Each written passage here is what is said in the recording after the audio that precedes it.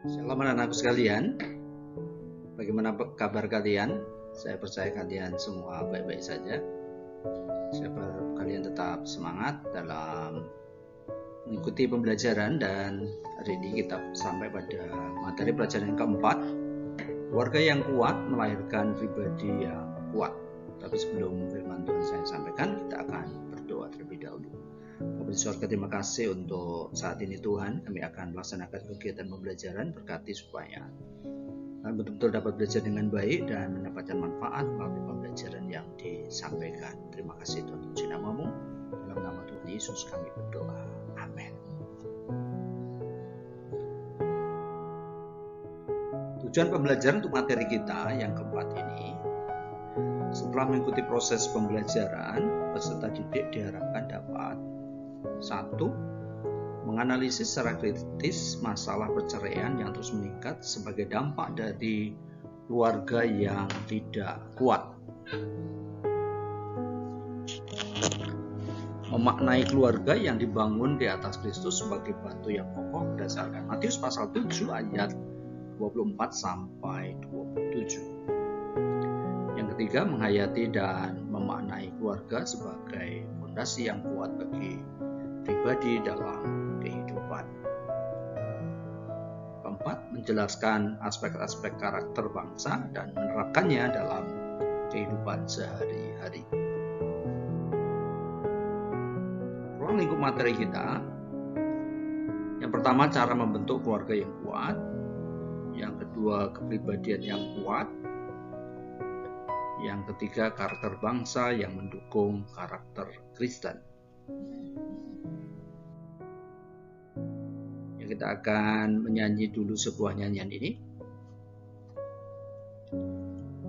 Ku cinta Tuhan dan Tuhan, beda ibu saksikan sama-sama mengasihi apa stah mampu jadi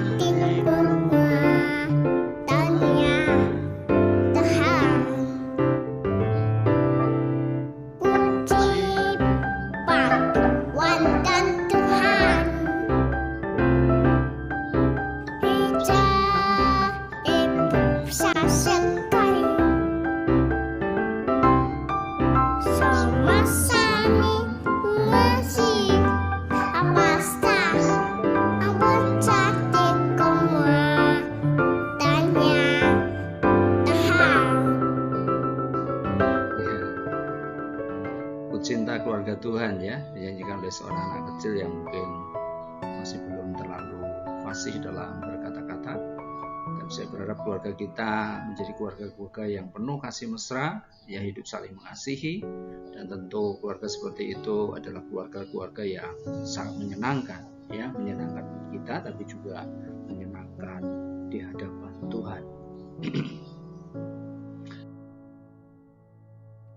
Silakan kalian bisa membaca dulu cuplikan berita ini, ya, mungkin di skip dulu atau di pause bentar videonya, nanti kalian bisa membaca kisah ini atau cerita di berita ini, ya.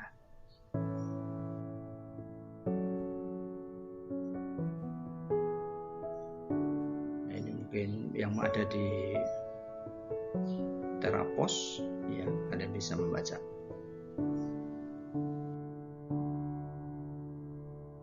Nah, kalian nanti bisa memberikan tanggapan kalian terhadap berita yang tadi kamu baca. Menurut kamu, mengapa kasus perceraian terus meningkat?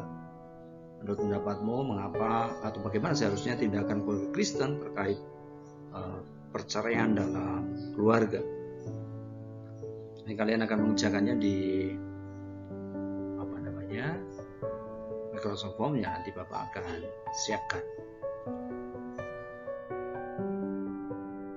Cara membentuk keluarga yang kuat, ini ada beberapa hal yang mesti kita pelajari dari cara membentuk keluarga yang kuat. Silakan kalian membaca dari Injil Matius pasal 7 ayat 24 sampai 27. Kita akan diskusikan hal itu, ya, dari Matius ini. ya di Google Classroom atau nanti juga di WA. Nah, pertanyaan-pertanyaan ini nanti kita akan diskusikan bersama, ya. Semoga kita bisa diberkati dengan diskusi ini.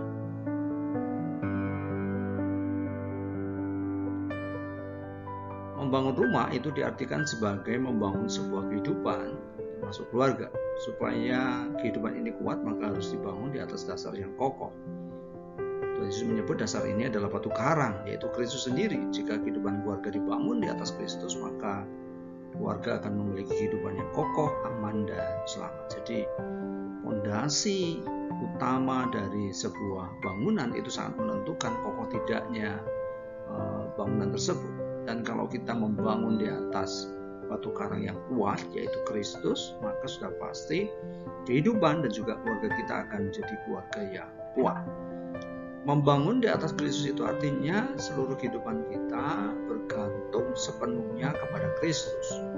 Seluruh bangunan kehidupan keluarga bertumpu sepenuhnya kepada Kristus sebagai landasan hidup. Jadi hidup kita ini ya bertumpu kepada Kristus sepenuhnya.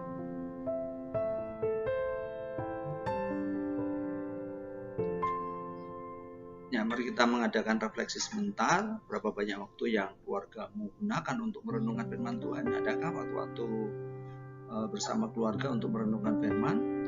Berapa banyak waktu yang keluargamu gunakan untuk mengenal Allah dalam komunikasi bersama? Mungkin diskusi bersama keluarga tentang bagaimana supaya kita bisa mengenal Allah lebih lagi. Bagaimana keluargamu melakukan kehendak Allah secara konkret di keluarga? Bagaimana? Apakah masing-masing anggota keluarga terdorong untuk betul-betul melakukan kehendak Allah? Apa yang harus dilakukan agar keluarga kamu benar-benar hidup di dalam Kristus? Ya, apa yang kira-kira bisa dilakukan atau kalian lakukan supaya keluargamu bisa sungguh-sungguh hidup ya di dalam Kristus? Bagaimana keluarga mengandalkan Kristus penuhnya untuk menopang kehidupan keluarga? Dan sikap apa yang harus kamu lakukan untuk mendukung keluargamu agar tetap bertumpu kepada Kristus sebagai fondasi keluarga?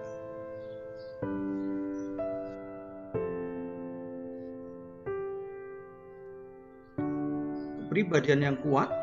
Bagaimana supaya kita bisa punya kepribadian yang kuat? Yang pertama adalah membiasakan pola hidup Kristiani.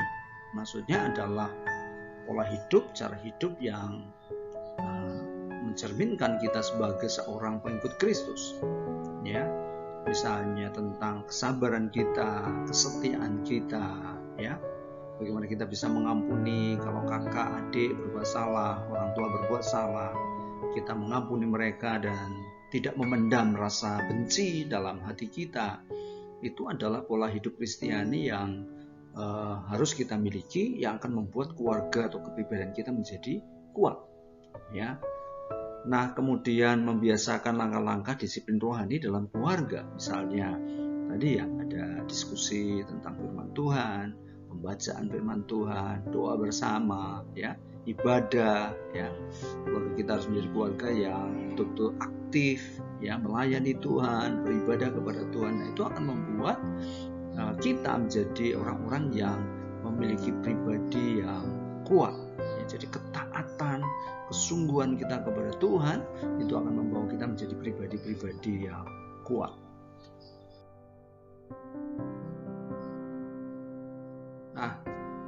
Di materi kita juga ada karakter bangsa yang mendukung karakter Kristiani. Ya, di Indonesia ini kita sedang terus menggalakkan atau istilahnya supaya masyarakat betul memiliki karakter yang baik, ya, termasuk dari atau dalam bidang pendidikan, ya. Kalian di kurikulum 13 ini, ya, kalian didorong supaya kalian memiliki karakter yang baik, ya, karakter bangsa tentang kerukunan, ya, kemudian bagaimana kita bisa bersatu, ya, kemudian apalagi misalkan gotong royong, ya, dan sebagainya.